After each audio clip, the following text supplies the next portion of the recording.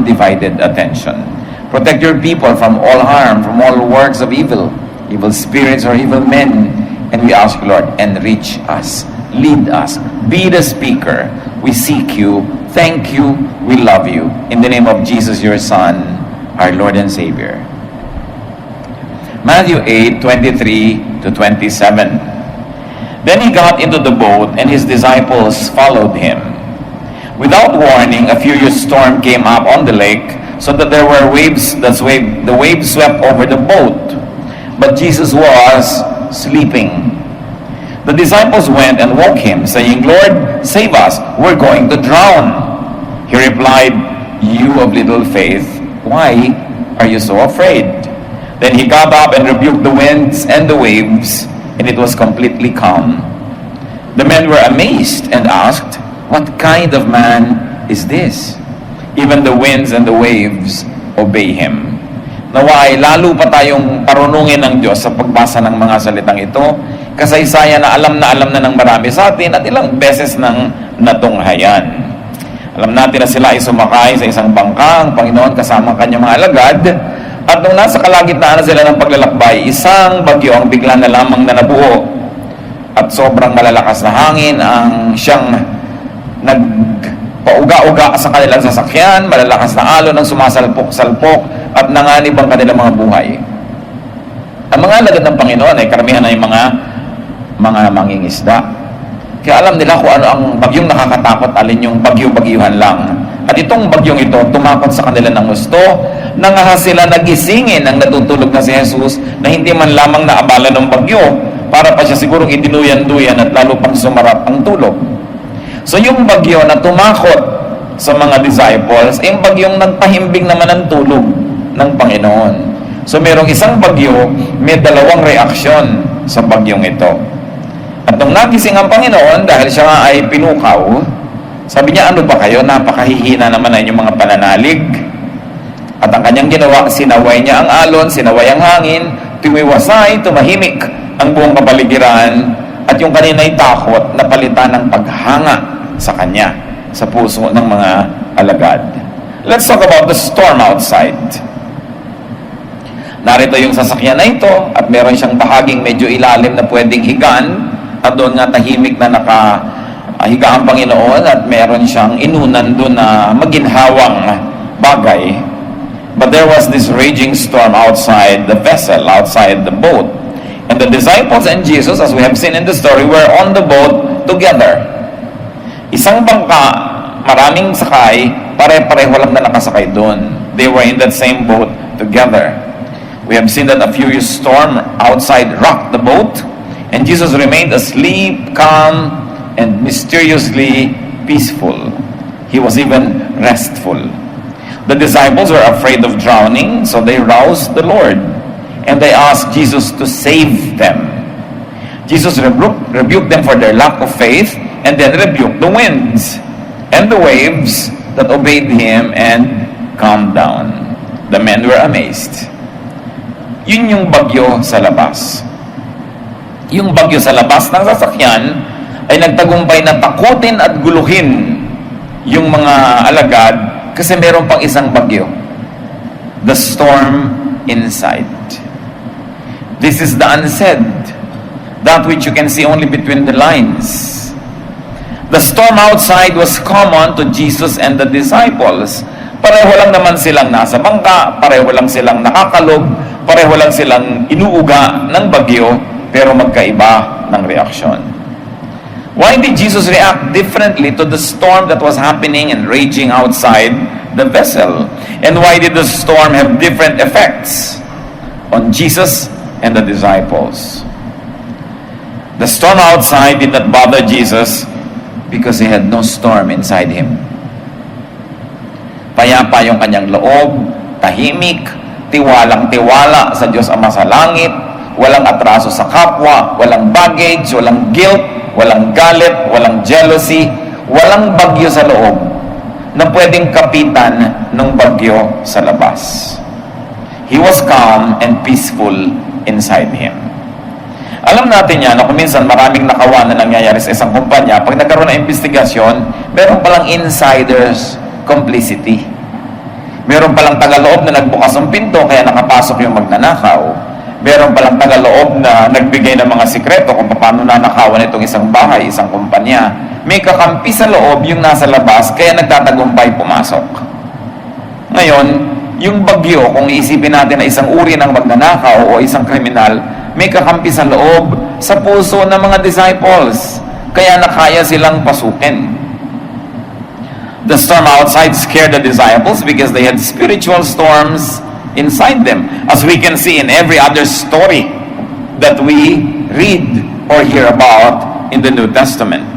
These men, though they were with the Lord already, had a lot of trouble inside of them.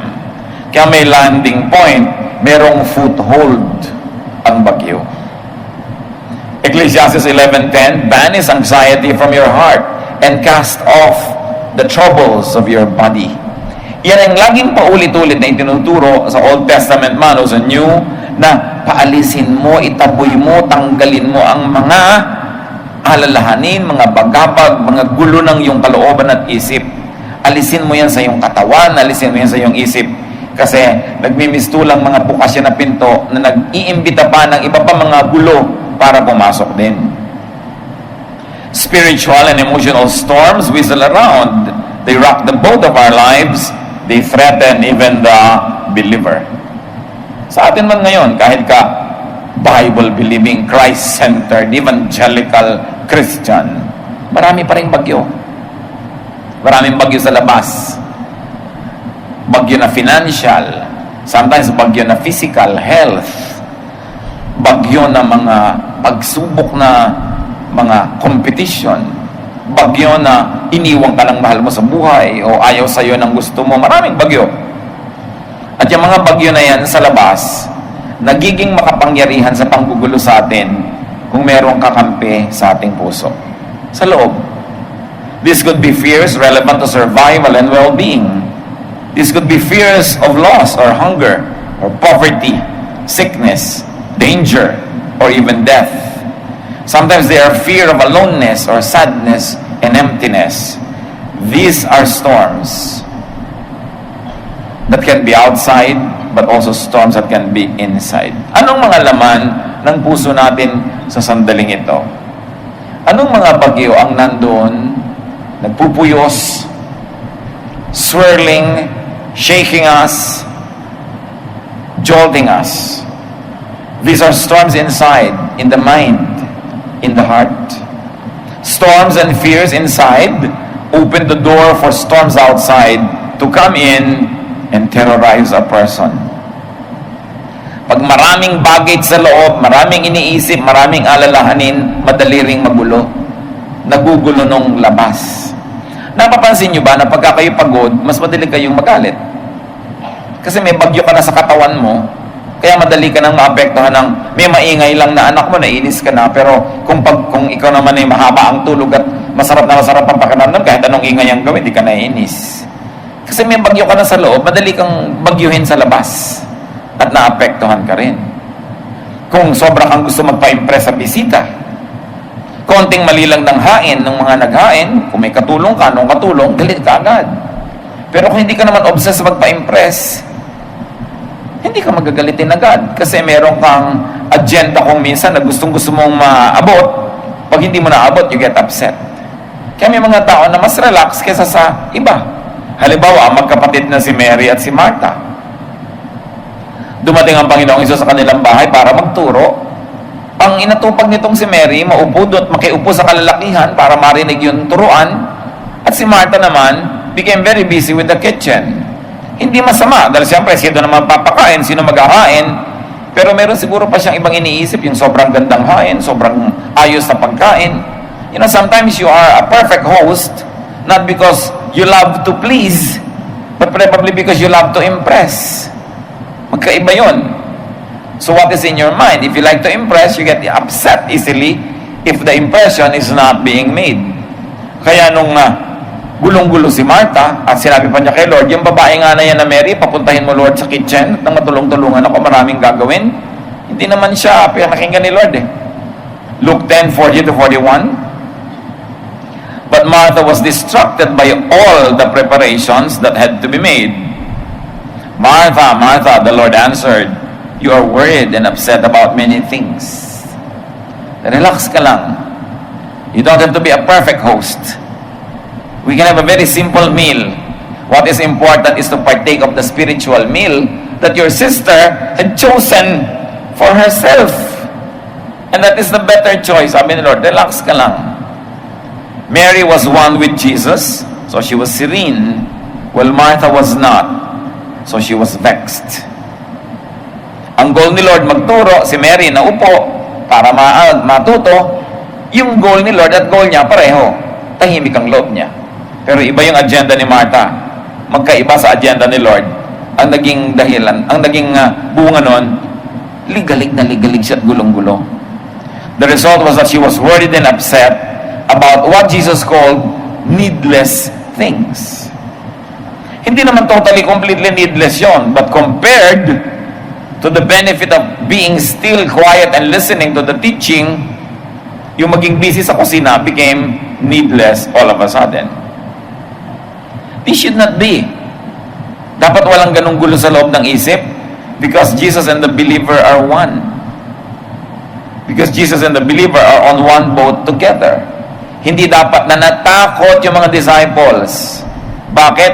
Kasama ni Lord sila at kasama nila si Lord. Paano naman lulubog yung bangkang yun? Nandun si Jesus. They were in the same vessel.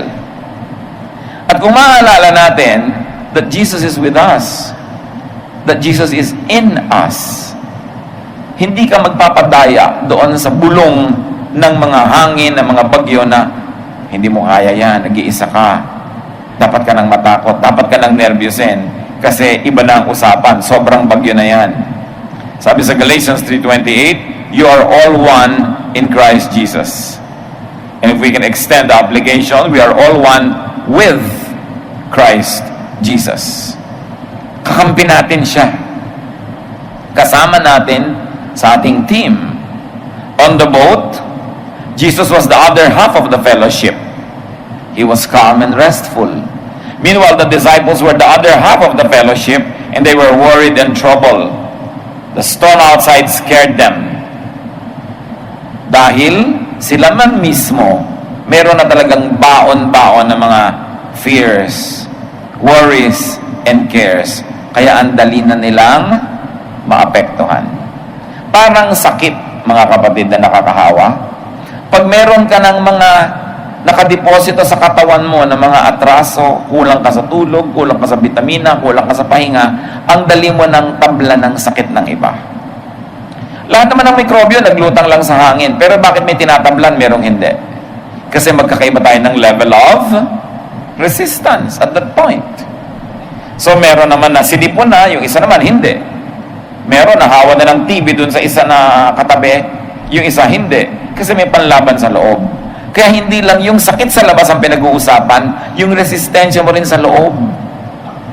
Yun nga ang mas mahalaga eh. Hindi mo naman kayang iwasan ng sakit na naglutang sa hangin pero kaya mong palakasin ang iyong loob, yung iyong health, laban sa mga yan. And this is the thrust of what we like to discuss. Maraming bagyo sa labas.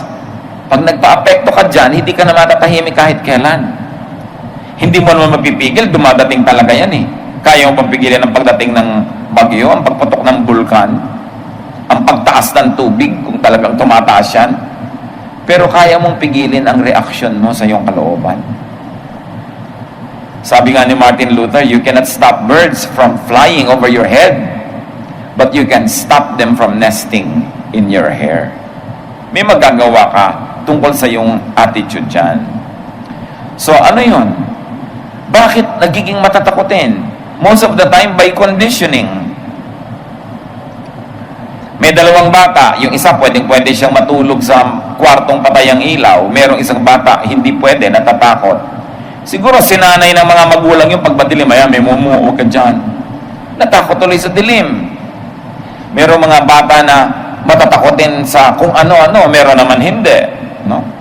Merong makaamoy lang ng kandila, ang naiisip, multo. Meron pag nakaamoy, sabi niya, wow, spa. Ano pa talaga ang naaamoy mo sa kandila? Depende kung anong condition ang nangyari sa iyong utak. Ngayon, kung nakakondisyon sa'yo, pag may storm, delikado yan, matatakot ka talaga. Pero pag may ibang nakakondisyon na una doon sa iyong isip, magiging ibang yung pananaw. Madalas mga kapatid, hindi mahalaga kung ano yung nakikita. Ang mahalaga, paano mo tinitingnan? Paano mo ina-assess? Paano mo pinapahalagahan? Ngayon, yung mga believers, mga anak ng Diyos, wala nang ginawa kundi humingi ng kaligtasan, magpaligtas sa Diyos. Troubled believers always ask for help, salvation and rescue. Not knowing, not realizing, and not remembering that they are already saved. Lagi tayong, Diyos ko, iligtas mo po kami. Ligtas na nga tayo eh. Kung ligtas na yung kaluluwa mo, yung espiritu mo forever, diligtas ka na rin sa buhay na ito sa mga ganyan. Nalilimutan lang natin. We forget who God is, we forget who we are, we forget our status, so we always begin from zero or negative. Jesus is already with us. Katulad ng mga disciples, ang naalala nila yung bagyo, nalimutan nila, nandun si Jesus sa bangka, kasama nila. So pag ang tinignan mo yung bagyo, masisiraan ka ng loob, matatakot ka. Pero kung maaalala mo, kasama mo si Lord, mabubuang yung loob, tatapang ka. At saka, siya na mismo ay nagpapakitang tulog. Liban na lang siya ay batugan, na hindi naman. Liban na lang siya ay ignorante, na hindi naman. Alam niya yung nangyayari. Ba't niya kayang matulog? So kung kayang tulugan ni Lord yung bagyo, di dapat tumabi ka na lang doon at makitulog ka na rin. Dahil siya nga itong Panginoon, hindi naman ikaw. Pero nalilimutan natin yung kahulugan na kasama natin siya. Kaya kung minsan, Lord, samahan mo po ako. Ano ba? Kailan ba tayo iniwan? Diba? Lagi akong nandito, parang mali yung prayer. Nasasayang ang prayer mo. That the Lord is on the same boat as God. Pag nandun ang Panginoon, paano mo hihilahin sa pagkalubog si Jesus? Imposible.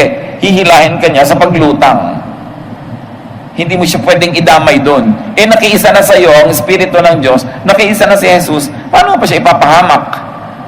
So makinig ka lang sa Kanya, dadaling ka niya sa ginhawa, sa kaligtasan. So Jesus rebuked the men for their little faith. And then He rebuked the storm. Nauna pa yung tao na nirebuke, kasi siya talaga yung problema, hindi naman yung bagyo eh. Dapat naman talagang bumagyo. Kung minsan, nagiging personal lang sa atin. Okay, matandang puno, nabunot ng bagyo, natumba. Siyempre, para tumubo naman yung maraming mga maliliit na buto sa ilalim na habang nandun yung malaking puno na yun, hindi na sila magkakachance tumubo eh. So, kailangan may mga sangang mabali para meron namang bagong sumulpot na mga sanga. Minsan lang nga, nagiging personal. Siyempre, kailangan kumidlat para ma-recharge sa mga electrons yung atmosphere. Huwag ka lang patama. Kailangan natin lahat yun. Huwag mo masyadong personalin. So the storm in the story calmed down. And then the believers remembered the fact that Jesus is Lord, even over the winds and the waves. Mabuti pa yung hangin at saka yung alon, nung sila'y pinatahimik, tumahimik. Yung mga tao, ilang beses na tinuturuan, manahimik. Ay, hindi manahimik. Halos ang pinakamaraming turo ng Panginoon sa Bible, fear not. Don't be afraid. Believe. Trust me. Trust God. Paulit-ulit yung tema na yan, pero hindi mangyari sa buhay ng tao. Kasi para na tayong conditioned and wired and trained to worry, to be afraid. Kaya ang argumento ng Panginoon, who of you by worrying can add even just one day to your life, even just 1 hour? You cannot. So why worry? It will not accomplish anything. At pag worried ka, takot ka, nasisira lalo ang maganda mong pasya, maganda mong desisyon, lalong nagkakagulo-gulo ang iyong buhay. Paulit-ulit ang tema ng Panginoon sa peace. Tulad ng sa John 14:27. Peace I live with you. My peace I give to you. I do not give to you as the world gives. Do not let your hearts be troubled, and do not be afraid. In fact, this is a kind of peace, according to the scriptures, that is beyond understanding. A peace that transcends understanding. Ibig sabihin, yung peace na pag sinunod mo yung common sense, hindi ka magiging peaceful. So bakit na nagkakaroon ng sabi, it's beyond understanding, it's miraculous, but it is a kind of peace that Jesus wants us to have. Yan ang pinakakailangan nating lahat. Baka kuminsan akala natin kailangan natin ng pera. Yes, pero hindi talaga yon ang kailangan natin, peace. Pag may peace ka na, may pera ka or not, may peace ka. Pareho lang yon. Kuminsan, ang kailangan natin, health. Hindi naman lahat ng healthy people peaceful. Peace ang kailangan mo. Healthy ka or sick, kung meron kang peace, payapa ka. Nabubuhay ka na hindi naguguluhan. So Jesus calmed the physical storm, but Jesus also calms the deadlier, the more dangerous, and the less noticed storm. It is the storm inside. Kung minsan ipinapataboy natin kay Lord yung bagyo sa labas, meron pala tayong dapat unahin, yung bagyo sa loob. Si Mary Magdalene, ang lakas ng bagyo sa loob. Luke 8:2, women had been cured of evil spirits, including Mary Magdalene, from whom 7 demons had come out. Pero yung 7 demonyo daw yung lumabas kay Maria Magdalena. Kung yun naman ay actual literal na demonyo o sagisag ng napakaraming nagpahirap, nagpagulo, nanakot, sumira sa kanya, lahat yun napawi, nawala noong ang kapayapaan ng Panginoon ay kanyang tinanggap. Kaya napakabuo at tahimik ang kanyang loob na siya ang nakaharap habang ang Panginoon ay ipinako at namatay at inilibing. Siya pa yung nakasunod dun sa libingan. Kaya siyang nakakaalam kung saan naroon ang libingan. Buo kasi loob. Napalitan yung mga nakatirang impakto sa buhay niya ng kapayapaan. So ano-ano mga impakto ang nakatira sa atin? Marami yan. Galit. Habang may galit kang inaalagaan sa iyong puso, there's a demon that lives in you. Jealousy. Meron ba kayong kinakaingitan sa buhay? Pag naiinggit kayo doon, edi meron kayong bagyo sa loob. Dadaan lang yun at maganda yung haircut, galit na galit ka na eh. Kasi nung dumaan yung bagyo sa labas, may kakampi sa loob, apektado ka agad. Eh kung hindi ka naiinggit, dumaan siya, ang ganda-ganda, tatanungin mo pa, uy, saan ka nagpagupit? Papagupit din ako. Na-appreciate mo. Every form of criticism is a cry for help. Pag kinikriticize mo, 99% inggit ka. Kasi kung hindi ka naiinggit, tapos kinikriticize mo, bakit mo kinikriticize? Di ba kung hindi ka naiinggit, dapat maawa ka kung talagang nakakakita ka ng kapintasan. Pero bakit iingay mo pa yung kapintasan niya? Ba't inilalakas mo pa malaman ng iba? Kasi gusto mo siguro siyang ibaba dahil naiinggit ka. Isa yan sa mga napakalalim na bagyo sa puso ng tao. Meron po mga kapatid, mga hindi mapagkatulog. Gulong-gulong isipan, laging natatakot, ninenervyos. Pero nung nagpa-counsel talaga, nung sinuri ang dahilan, may galit, may inggit sa puso. Merong mga sama ng loob na nandun, inaalagaan kaya tagal-tagal na. At inaalagaan pa, hindi lang hinahayaan na nandun. Laging sinasariwa kung kanino siya nagalit, bakit siya nagalit, at bakit dapat patuloy siyang magalit. O halimbawa, meron kayong mga ganong alaga sa puso, konting mga problema lang, apektado na kayo. Kasi mahina yung loob. May mga kalaban ka na nandun sa loob. Paano kalalaban pa dun sa nasa labas? When demons are driven from within, we become serene. Then we become difficult to scare and to vex. Kaya isa sa mga hinahangaan natin, lalo sa ating sinaunang kultura, yung buo ang loob. Hindi hati. Matining ang loob. Hindi madaling gulatin, hindi madaling takutin, hindi madaling malito. Kasi payapa ang kalooban. At isa yan kuminsan sa dapat na tinitingnan mo sa tao.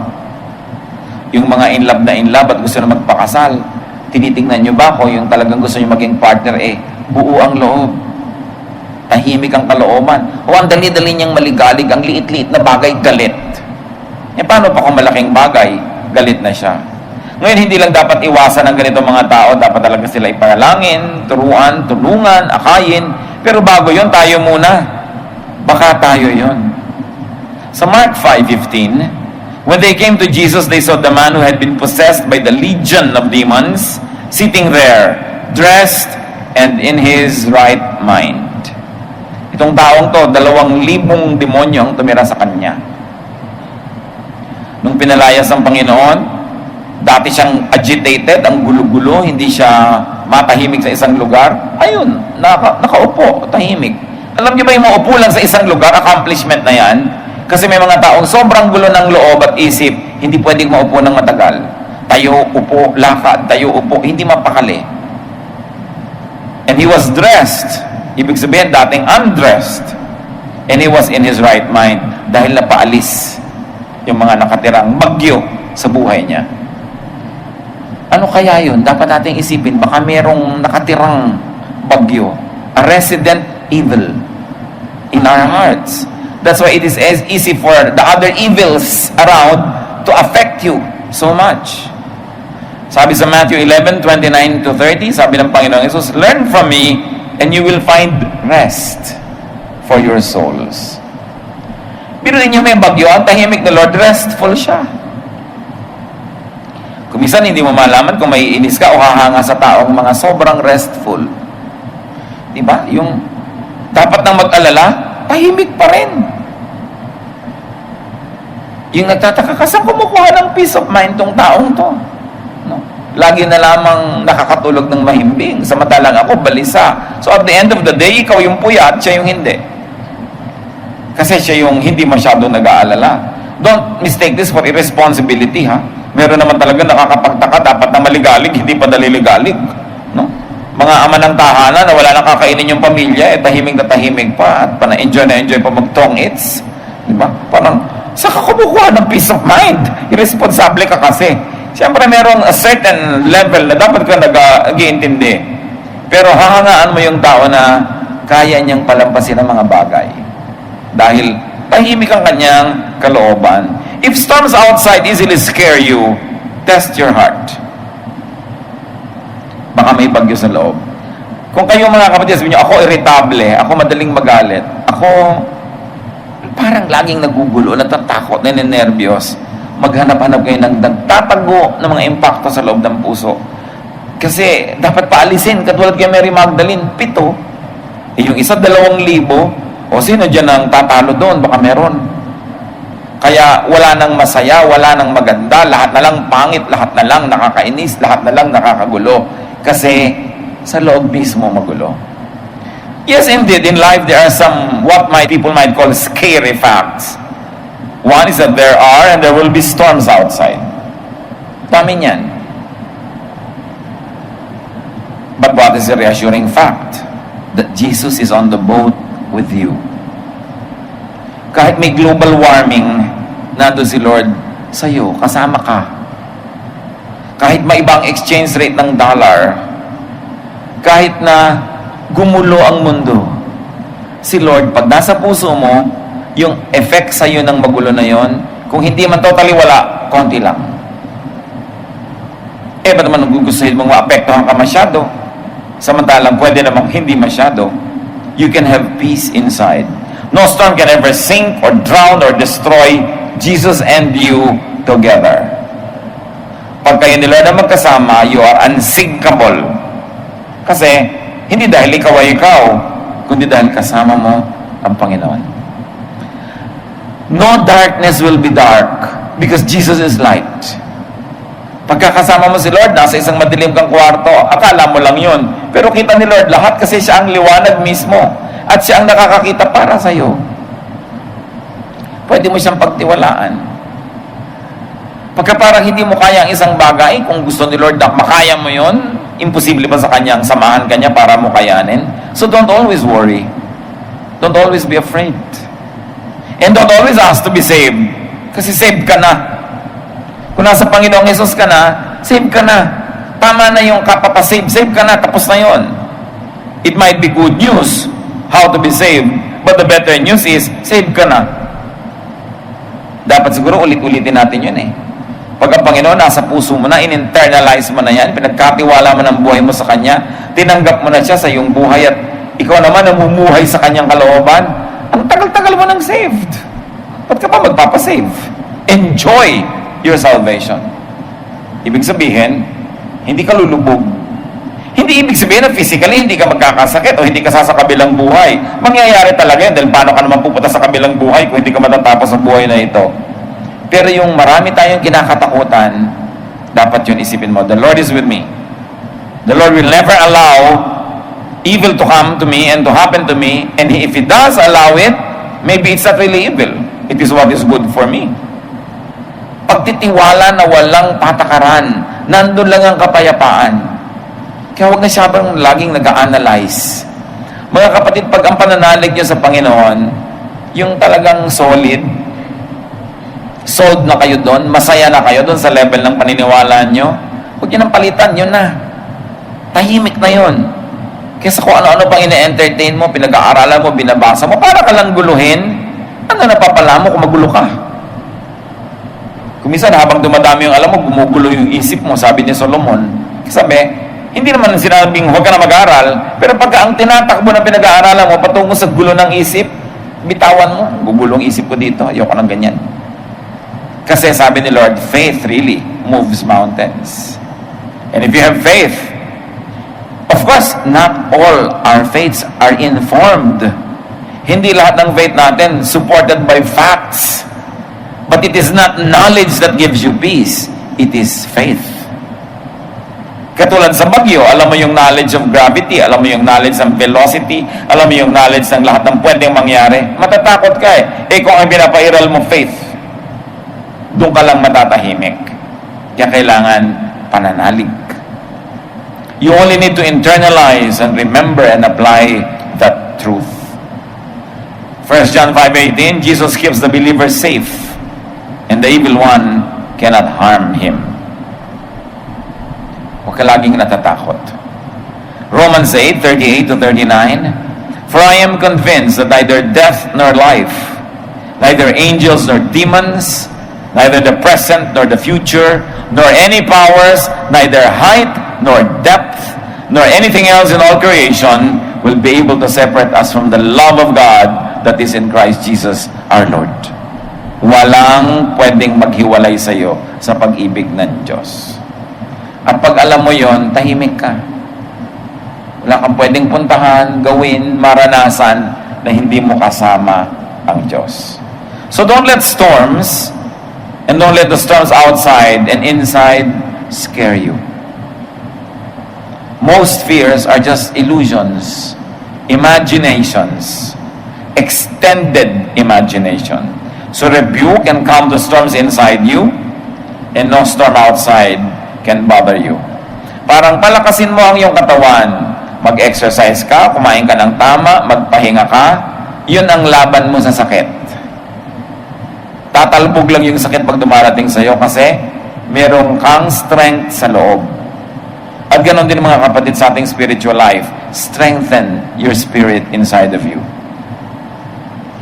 Continue to ponder God's Word.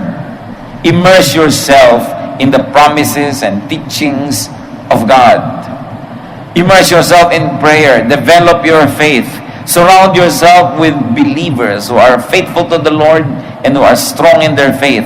At yun ang nagiging panglaban mo sa mga bagyong dumarating at darating pa.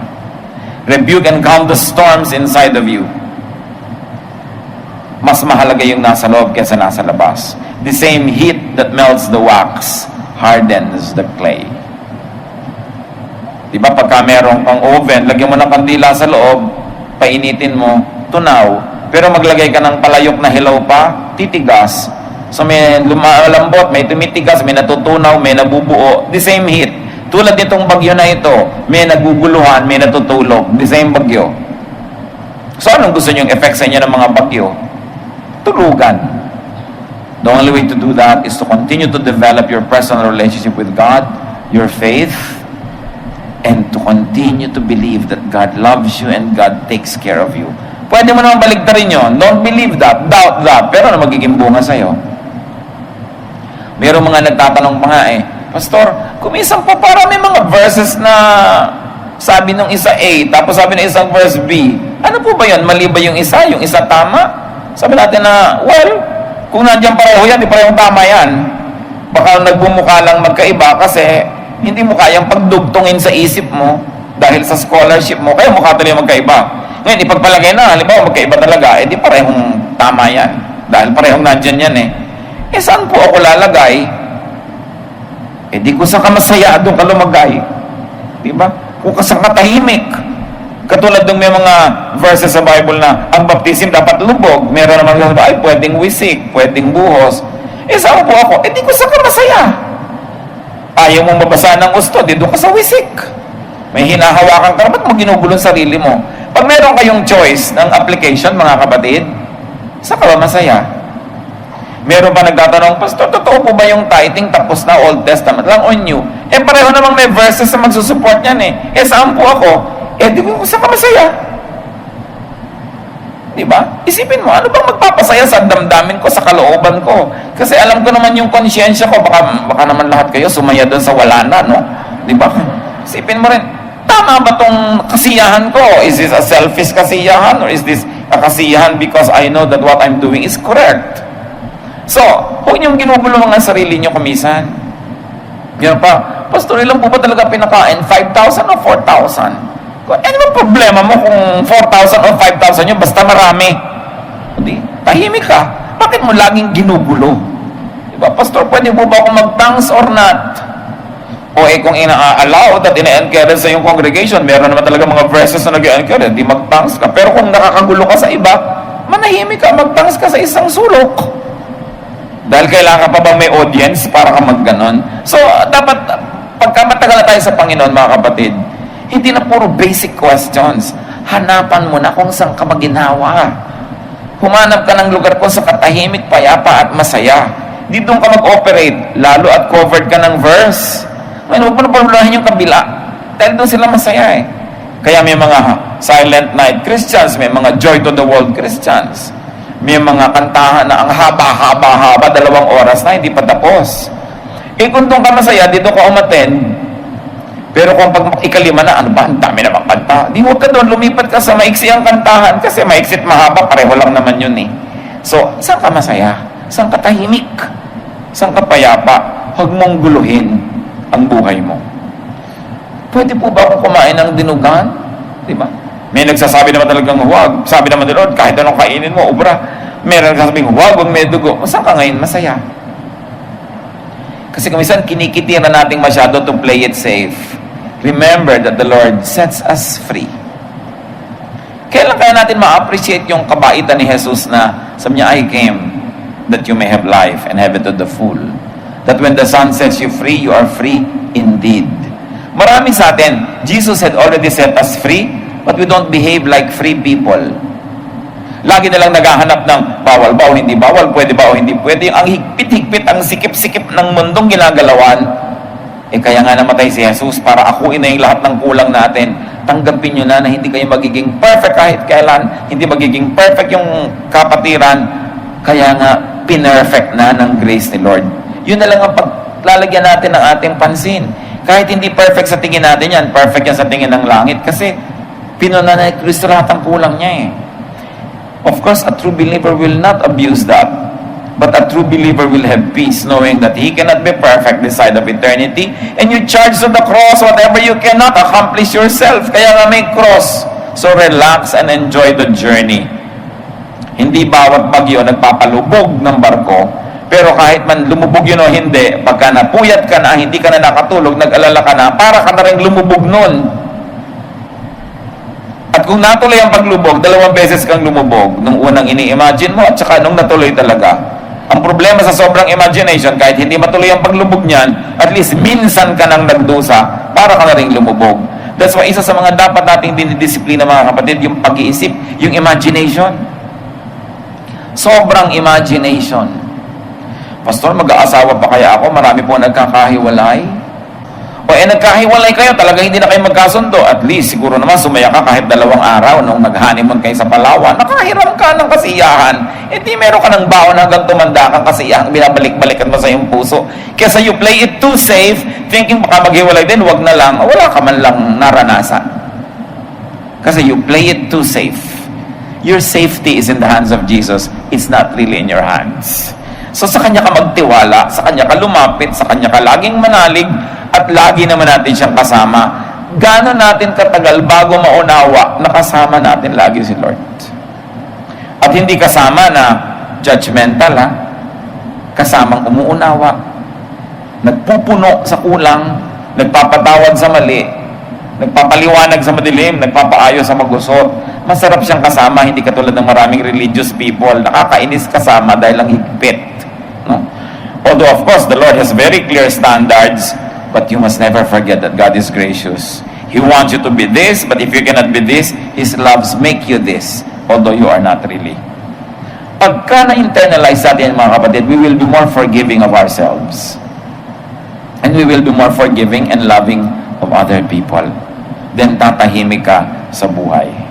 Ano ang mga storm sa buhay na nasa puso? Guilt. Malaking storm yan. Ang daling guluhin ng tao merong guilt feelings. Ang dali niyang puyatin, ang dali niyang takutin. Anger, bitterness. Halos more than 90% of all psychological and psychiatric problems ng tao, ang pinagmumulan, anger, bitterness, envy.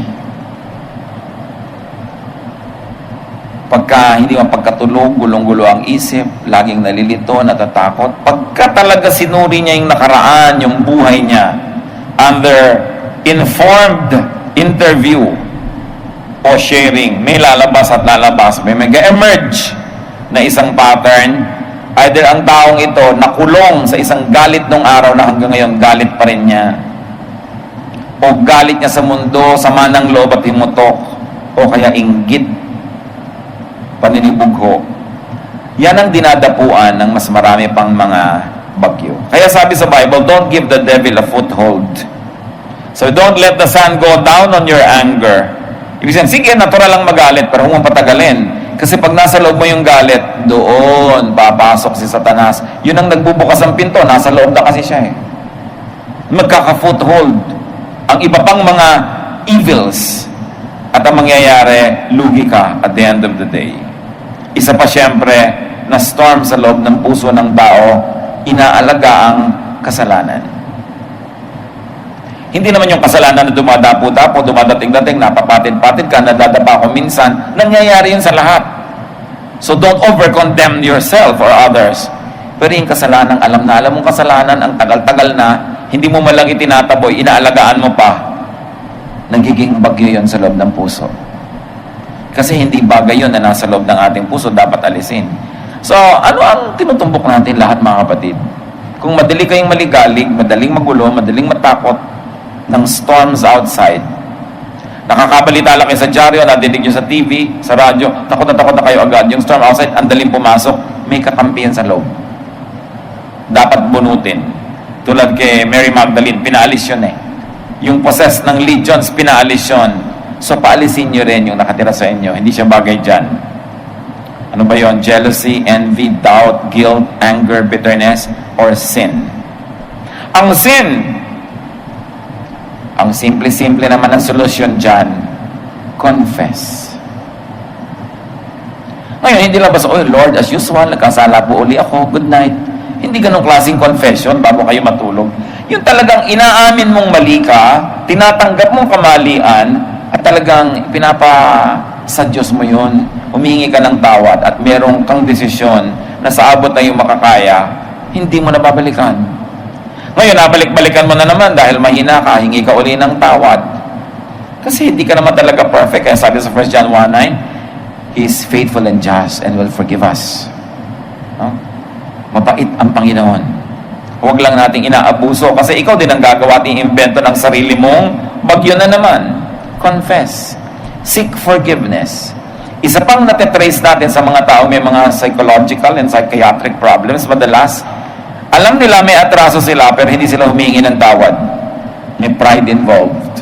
Hindi nila inaamin ang pagkakamali, hindi nila hinihingi ng tawad, nagkakaroon ng bagyo sa loob. Madali ito na naman silang guluhin. So forgive, seek forgiveness. Paulit-ulit lang yan. Bakit kailangan ulit-ulitin? Kasi hindi naman natin yata naaalala lagi. Nagtatanim ka pa rin ng sama ng loob, nag-iingat ka pa rin ng mga ganyan, ikaw ang naapektuhan yan. Forgive. And how do you forgive? You should have less and less of self-righteousness. Most of the unforgiving spirit comes from self-righteousness. Dapat ganito, alam ko ang tama, hindi niya ginagawa yung tama. Yung may self-promotion. Pero pag inunawa natin yung kapwa, kasi ganito naman siya, kasi gano'n naman siya, kaya niya nagawa yun, dumadali ang magpatawad. Less judgmentalism. So love others, but very importantly, love yourself. Hindi yan masama. Sabi ni Lord, love your neighbor as you love yourself. Ibig sabihin, alam ni Lord, you must love yourself. And the way that you love yourself, love others. Masama lang, love yourself at yourself only. Marami rin mga tao, hindi tahimik ang loob because they don't love themselves. Paano mo malalaman na hindi mo mahal ang sarili mo? Wala ka nang ginawa kundi kumpara ang ilong mo sa iba at tapos laitin mo yung sarili. Hindi mo mahal ang ilong mo. Diba? Ano ngayon kung nakatingala ang ilong mo at nakakakolekta ka ng tubig pag umuulan? Mabuti nga, may tabo kang daladala kahit saan. Yung mga tao hindi mahal ang sarili, hindi matanggap ang buhok nila kulot. Pamisa-misa siguro, gusto mo maiba ng style, ipatuwid. Pero kung talaga mo nakakalbo ka na sa laki ng chemical na nilalagay mo dyan para lang tumuwid, mahalin mo yung pagkakulot mo. Kung hindi ka magmamahal sa kulot mong buhok, sinong inaasahan mo magmamahal niyan? Hindi mo mahal ang malaki mong paa. Anong gagawin mo? Ang laki talaga ng paa mo. Mabuti nga yung mahirap ka matumba. Diba? Ang dami nating dapat mahalin sa sarili. Pag hindi mo minahal ang sarili mo, mababa ang pagtingin mo sa sarili mo, inggit ka sa iba, bitterness yan. Diba? Ang noo mo halimbawa, pagkatambok-tambok, di mabuti nga, para madali kang makita mula sa malayo. Anong gagawin mo? Papapipipiin mo yung bungo mo para mawala yung utak mo doon. Kaya kung ano-ano tuloy nangyayari sa mga tao, I am not against, at hindi naman tayo against yung konting enhancement, improvement dyan, but there's a basic thing about you that you have to learn to love. Because whether you like it or not, God loves you. And you are not a mistake. Dahil ang lahat ng creation ng Diyos, tama. Kung minsan lang you measure yourself against the wicked standards of the world, nagmumukha ka tuloy kulang. Enhance, pero may mga bagay na tinatanggap at minamahal. Pag kasi meron kang healthy na pagmamahal sa iyong sarili, doon ka lang matututo mag-appreciate sa iba. Minsan, kaya ka pintasera, kasi ikaw man sa sarili mo, hindi ka masaya sa iyong sarili. We pretend that we are better just so that we can stand taller than other people. Marami tayong sakit sa loob. Marami tayong storm sa loob. At yan ang gustong bunutin ng Panginoon. Strengthen your faith.